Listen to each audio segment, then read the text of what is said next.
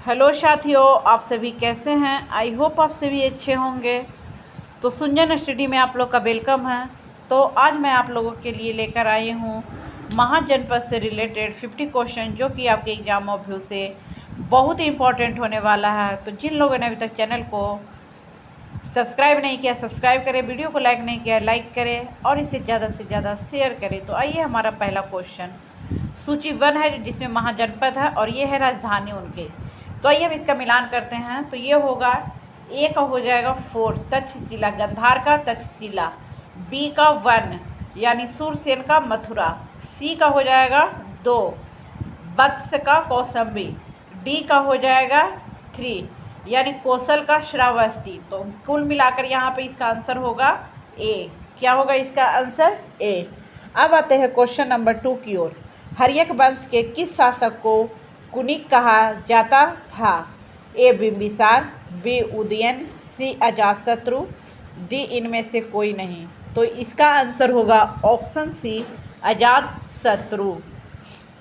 अब आते हैं क्वेश्चन नंबर 3 की ओर। तो क्वेश्चन नंबर 3 है, किस शासक ने गंगा एवं सोन नदियों के संगम पर पाटलिपुत्र नामक नगर की स्थापना की? ए अजातशत्रु, बी उदयन, सी अशोक, डी घनानंद। तो इसका आंसर होगा ऑप्शन बी, उदयन। अब आते हैं क्वेश्चन नंबर 4 की ओर। तो क्वेश्चन नंबर 4 है, शिशुनाग वंश का वह कौन सा शासक था जिसके समय में वैशाली में द्वितीय बौद्ध संगीति का आयोजन किया गया? उसे काकवर्ण के नाम से भी जाना जाता है। A Shishunaga, B Kalashoka, C Nandivardhan, D इनमें से कोई नहीं। तो इसका आंसर होगा option B, Kalashoka. Question number 5। Question number 5 है, 323 ईसा पूर्व में सिकंदर महान की मृत्यु हुई थी। ए फारस में, बी बेबीलोन में, सी मेसिडोनिया में, डी तक्षशिला में। तो इसका आंसर होगा ऑप्शन बी, बेबीलोन में। क्वेश्चन नंबर 6, सिकंदर महान एवं पोरस या पुरु की सेनाओं ने निम्नलिखित में से किस नदी के आमने सामने वाले तटों पर पड़ाव डाला था? ए रावी के, बी झेलम के, सी सतलज के, डी चेनाब के। तो इसका आंसर होगा ऑप्शन बी, झेलम नदी के तटों पर। Question number 7। तो क्वेश्चन नंबर 7 हमारा, किस मृदभांड भारत में द्वितीय नगरीकरण या शहरीकरण के प्रारंभ का प्रतीक माना गया? एक गेरू रंग वाले मृदभांड, बी चित्रित धूसर मृदभांड, सी उत्तरी काले पॉलिशकृत बर्तन, डी काले और लाल बर्तन। तो इसका आंसर होगा ऑप्शन सी, उत्तरी काले पॉलिशकृत बर्तन। क्वेश्चन नंबर 8, पाली ग्रंथों में गांव के मुखिया को क्या कहा गया है? ए ग्रामक, बी भोजक या ग्रामक भोजक, सी ज्येष्ठक, डी ग्रामपति। तो इसका आंसर होगा बी, भोजक या ग्राम भोजक। अब आते हैं क्वेश्चन नंबर 9 की ओर। तो क्वेश्चन नंबर 9 हमारा है, उज्जैन का प्राचीन नाम था? A Avantika, B Takshashila, D Kanyakubja, D Dhanyakataka. तो इसका आंसर होगा ऑप्शन ए, अवंतिका। अब आते हैं हम क्वेश्चन नंबर 10 की ओर। नंद वंश का संस्थापक कौन था? A Mahapadma Nanda, B Kalashoka, C Ghananand, D Nagarjuna. तो इसका आंसर होगा ऑप्शन ए, महापद्म नंद। क्वेश्चन नंबर अब आते हैं हम 11 की ओर। ग्रीक या यूनानी लेखकों द्वारा किसे अग्निमीज जैंडरमीज कहा गया है? A Ajatashatru, B Kalashoka, C Mahapadma Nanda, D Dhanananda. तो इसका आंसर होगा option D, Dhanananda. Question number 12, प्राचीन भारत में पहला विदेशी आक्रमण किनके द्वारा किया गया? ए ईरानियों द्वारा, बी यूनानियों द्वारा, सी शकों द्वारा, डी कुषाणों द्वारा। तो इसका सही आंसर होगा ऑप्शन ए, ईरानियों द्वारा। अब आते हैं हम क्वेश्चन नंबर 13 की ओर। प्राचीन भारत में दूसरा विदेशी आक्रमण एवं पहला यूरोपीय आक्रमण किनके द्वारा किया गया? ए ईरानियों द्वारा, बी यूनानियों द्वारा, सी शकों द्वारा, डी कुषाणों द्वारा। तो इसका आंसर होगा ऑप्शन बी, यूनानियों द्वारा। अब आते हैं हम क्वेश्चन नंबर 14 की ओर। तो हमारा क्वेश्चन नंबर 40 है, ईरान के खमनीबंद के किस शासक ने भारतीय भूभाग को जीतने के बाद उसे फारस साम्राज्य का 20वां प्रांत बनाया? ए साइरस, बी डेरियस या दायर बाहू, वन सी सेरिसिस या छयार्स, डी डेरियस या दारा बाहू टू। इसका आंसर होगा ऑप्शन बी। क्वेश्चन नंबर 15, हाई डेपस या बिस्तर यानी आधुनिक नाम जो झेलम है का युद्ध किन किन शासकों के बीच हुआ? ए सिकंदर एवं पोरस के मध्य, बी सेलुकस एवं चंद्रगुप्त मौर्य के मध्य, सी चंद्रगुप्त मौर्य एवं घनानंद के मध्य, डी सिकंदर एवं आम्भी के मध्य। तो इसका आंसर होगा ऑप्शन ए सिकंदर एवं पोरस के मध्य। क्वेश्चन नंबर 16, सिकंदर ने भारत पर कब आक्रमण किया? ए 326 ईसा पूर्व, बी 326 ईस्वी, सी 323 ईसा पूर्व, डी 323 ईस्वी। तो इसका आंसर होगा ऑप्शन ए 326 ईसा पूर्व। क्वेश्चन नंबर 17, सूची 1 जो है सूची 2 से मिलान करना है। तो सूची 1 और सूची 2 का मिलान यहाँ पे हम मिलान कर रहे हैं। ए का हो जाएगा 1 यानी हर्यक वंश, बी का काला शोक शिशुनाग वंश, सी का हो जाएगा 4 यानी महापद्म नंद का हो जाएगा नंद, और डी का हो जाएगा 3 मौर्य। तो इसका मिला जुला कर कुल आंसर होगा ऑप्शन बी। क्वेश्चन नंबर 18, सूची 1 को सूची 2 से सुमेलित करें। तो यहाँ पे हो जाएगा हमारा ए का हो जाएगा 1 पटना व गया जिले के, मगध का पटना व गया जिला, बी वत्स का हो जाएगा इलाहाबाद 2, सी का होगा 3 कौशल का हो जाएगा अवध, और डी का होगा अवंती का मालवा यानी 4 हो जाएगा। तो कुल मिलाकर इसका आंसर होगा ऑप्शन ए। तो चलिए अब हम आते हैं क्वेश्चन नंबर 19 की ओर। मगध की प्रथम राजधानी कौन सी थी? ए पाटलिपुत्र, बी वैशाली, सी गिरिव्रज या राजगृह, डी चंपा। तो इसका आंसर होगा सी गिरिव्रज या राजगृह। क्वेश्चन नंबर 20, किस शासक द्वारा सर्वप्रथम पाटलिपुत्र का राजधानी के रूप में चयन किया गया था? ए अजातशत्रु द्वारा, बी कालाशोक द्वारा, सी उदयन द्वारा, डी कनिष्क द्वारा। तो इसका आंसर होगा ऑप्शन सी उदयन द्वारा। क्वेश्चन नंबर 21, 16 महाजनपदों की सूची उपलब्ध है।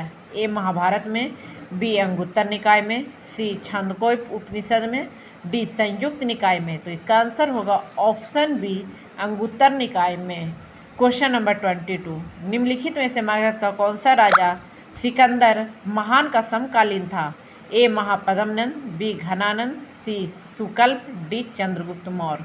तो इसका आंसर होगा option B Dhanananda. Question number 23, तो क्वेश्चन नंबर 23 हमारा है, प्रथम मगध साम्राज्य का उत्कर्ष किस सदी में हुआ था? ए 4वीं सदी में ईसा पूर्व, बी 6वीं सदी ईसा पूर्व, सी 2री सदी ईसा पूर्व, डी 1ली सदी ईसा पूर्व। तो इसका आंसर होगा ऑप्शन डी 6वीं सदी ईसा पूर्व। क्वेश्चन नंबर 24, सिकंदर की भारत में सफलता के निम्न कारण थे। 1 महाभारत में तब कोई केंद्रीय सत्ता नहीं थी, 2 उसकी सेना श्रेष्ठ प्रकार की थी, 3 उसे देशद्रोही भारतीय शासकों का सहयोग मिला, 4 वह एक अच्छा प्रशासक था। तो इसका आंसर होगा ऑप्शन डी यानी चारों का चारों इसमें सही है। क्वेश्चन नंबर 25, यहाँ पे सूची 1 में राजा है और सूची 2 में राज्य है। तो आइए इसका मिलान करवाते हैं। ए का हो जाएगा 3 अवंती यानी प्रगोद का अवंती, बी का हो जाएगा यानी उद्यन का हो जाएगा बस 2, सी प्रसेनजीत का हो जाएगा यहाँ पे 4 कौशल, और डी का हो जाएगा अजातशत्रु यानी 1 मगध। तो कुल मिलाकर इसका आंसर होगा ऑप्शन सी। क्वेश्चन नंबर 26, अभिलेखीय साक्ष्य से प्रकट होता है कि नंद राजा के आदेश से एक नहर खोदी गई थी। ए अंग में, बी बंग में, सी कलिंग में, डी मगध में। तो इसका आंसर होगा ऑप्शन सी कलिंग में। क्वेश्चन नंबर 27 की ओर आते हैं। पहला ईरानी शासक जिसने भारत के कुछ भागों को अपने अधीन किया था। ए साइरस, बी कोम्बिसिस, सी डेरियस, डी जेसिर्स। तो इसका आंसर होगा ऑप्शन सी डेरियस। अब आते हैं क्वेश्चन नंबर 28 की ओर। तो हमारा क्वेश्चन नंबर 28 है, मगध के राजा अजातशत्रु का किस गणराज्य के साथ युद्ध रहा? ए वज्र यानी जिसे वैशाली कहते हैं, बी पंचाल, सी दोनों के साथ, डी किसी के साथ नहीं। तो इसका आंसर होगा वज्र जो कि वैशाली के नाम से जाना जाता है।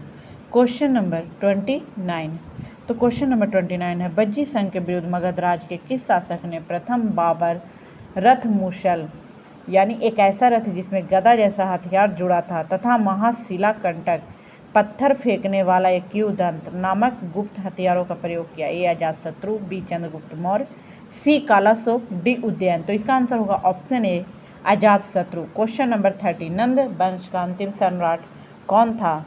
ए Mahapadma Nanda, B Dhanananda, C Kalashoka, D इनमें से कोई नहीं। तो इसका आंसर होगा option B Dhanananda. Question number 31, Bharat में सिक्कों यानी मुद्रा का प्रचलन कब हुआ? ए अशोक के शासनकाल में, बी कनिष्क के शासनकाल में, सी 600 ईसा पूर्व में, डी 300 ईसा पूर्व में। तो इसका आंसर होगा ऑप्शन सी 600 ईसा पूर्व में। क्वेश्चन नंबर 32, निम्न राजाओं पर विचार कीजिए। ए अजातशत्रु, 2 बिंदुसार, 3 प्रसेनजीत। इनमें से कौन कौन बुद्ध के समकालीन थे? तो इसका सही आंसर होगा ऑप्शन सी 1 और 3 यानी अजातशत्रु और प्रसेनजीत। क्वेश्चन नंबर 33, 6ठी सदी ईसा पूर्व के दौरान बड़े राज्यों के उदय का मुख्य कारण क्या था? ए उत्तर प्रदेश और बिहार में व्यापक पैमाने पर लोहे का उपयोग, बी जनजातीय समाज में अधिक व्यवस्थित जीवन का मार्ग प्रशस्त किया, सी व्यापार एवं वाणिज्य का उल्लेखनीय विकास, डी इनमें से कोई नहीं। तो इसका आंसर होगा ऑप्शन ए उत्तर प्रदेश और बिहार में व्यापक पैमाने पर लोहे का उपयोग हुआ। क्वेश्चन नंबर 34, मगध सम्राट बिंबिसार ने अपने राजवैद्य जीवक को किस राज्य के राजा की चिकित्सा के लिए भेजा था? ए कोसल, बी अंग, सी अवंती, डी वैशाली। तो इसका आंसर होगा option C Avanti. Question number 35, किस शासक ने अवंती को जीतकर मगध का हिस्सा बना लिया? ए अजातशत्रु, बी बिंबिसार, सी शिशुनाग, डी महापद्म नंद। तो इसका आंसर होगा ऑप्शन सी शिशुनाग ने। क्वेश्चन नंबर 36, किस मगध सम्राट ने अंग का विलय अपने राज्य में कर लिया? A Bimbisara, B Ajatashatru, C Udayan, D Shishunaga. इसका आंसर होगा option A Bimbisara. Question number 37, Shishunaga ने किस राज्य का विलय मगध साम्राज्य में नहीं किया? ए अवंती, बी वत्स, सी कोसर, डी काशी। तो इसका सही आंसर होगा option D Kashi. Question number 38, Kashi और लिच्छवी का विलय मगध साम्राज्य में किसने किया? ए Bimbisara, B Ajatashatru, C Udayan, D Shishunaga. तो इसका आंसर होगा ऑप्शन बी अजातशत्रु ने। Question number 39,